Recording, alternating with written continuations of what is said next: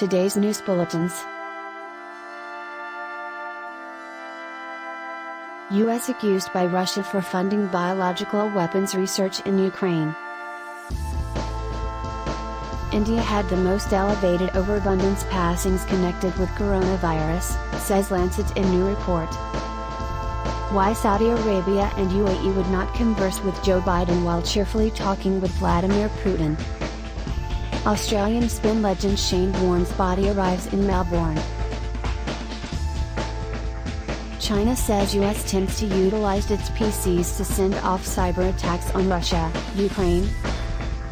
WHO encourages Ukraine to annihilate put-away microbes to forestall sicknesses in the midst of war. One more plump of Indian understudies return,